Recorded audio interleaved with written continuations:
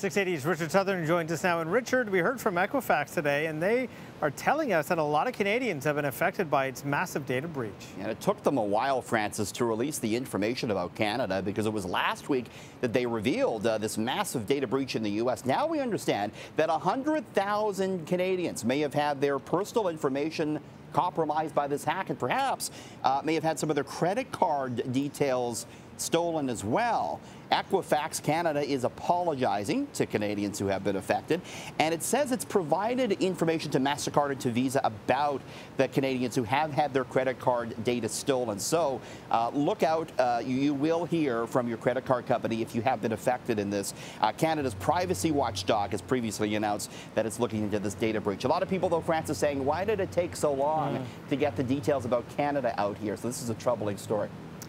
So let's talk a little more about Toys R Us. We heard yesterday they may be filing for bankruptcy. Today they did, but the retailer insists they're still open for business. Yeah, so they filed for Chapter 11 in the U.S. and just within the last hour, they have filed for creditor protection here in Canada as well.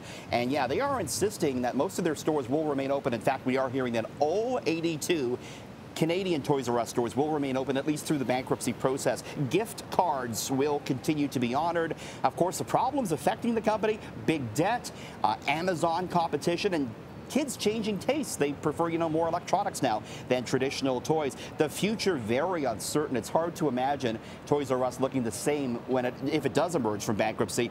They owe Mattel and Hasbro $135 million. We're learning that today. I'm getting all sorts of tweets on this story. Big reaction online. Let's take a look at some of them. Tish writes me at Richard680 News. She says, nothing was more exciting than circling everything you wanted in the catalog around Christmas for Toys R Us. John says, kids will never know the amount of excitement when your parents surprised you with a trip here. Carol says, with all the modern electronic gadgets that are available, children aren't interested in toys, want cell phones that can do it all. Ain't that the truth? Andrea says, I grew up in the 90s, and this is devastating. If I ever have kids, I will bring them, buy them actual toys instead of tablets or smartphones. Papa says to me, don't sell the same toy for $10 more elsewhere. I will find the same toys cheaper elsewhere. That's been a concern. Walmart has been selling toys a lot cheaper than Toys R Us. And finally, Francis, Ty says they better bring Jeffrey to a nice home to take care of him. He's talking about Jeffrey the giraffe. He's been the mascot since the 50s for Toys R Us. Yeah. So Air Canada is looking to start its own credit card. Yeah, so you remember back in May, Air Canada said it was ditching Aeroplan, its longtime reward program. It's going to be starting its own loyalty program, and so they're looking for a bank to team up with to get an Air Canada credit card where you will be able to collect points for this new, yet-to-be-announced program. This is a move that analysts say today could be very lucrative for Air Canada, operating its own loyalty program, expected to deliver a pre-tax value of between $2 and $2.5 billion over 15 years. Air Canada stock, although lower today, is up 70% this year, and analysts say with all the money they'll generate from their new credit card and loyalty program, it could be yet more upside for Air Canada stock, Francis. Hopefully that means more upside for the consumer, too. We'll have to see. They say the new program could actually provide new benefits to the consumer. So, we'll have to look for the details on that when we get them in.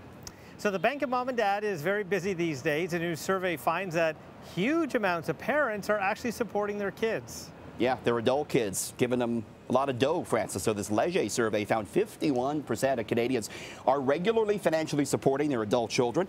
45% say doing so creates financial strain. 65% of parents have or will help their kids with the purchase of a home. That's kind of a necessary measure right now with home prices the way they are. The data did find, Francis, that Generation Z children, those born after the year 2000, their parents a little bit less willing to help them financially through adulthood. Now, McDonald's is changing the type of juice it serves as it looks to improve its image. Yeah, kids get their Happy Meal, they're going to get some new juice in it. So instead of the Minute Maid boxes, McDonald's is rolling out a new product, which will be basically watered down juice, organic with much less sugar in it. New juice will be just 42% apple juice, the rest water, 10 grams fewer sugar. This chain, as well as most fast food chains, have been looking to improve their products health-wise, and it's actually worked. McDonald's sales have been up. Juice sales overall down 18% since 2012. So consumers have been turning away from that sugary juice beverage, Francis. I'm laughing because when we were kids, we had orange drink. Remember the McDonald's, orange drink that in the big tubs at school? That was good stuff. That was good drink, Francis. Yeah, that was really sugary. Totally. I don't think there was anything healthy about it. No, there was no orange juice in that. It was just orange color. Just orange drink. Thank you, Richard. Thanks. See you tomorrow.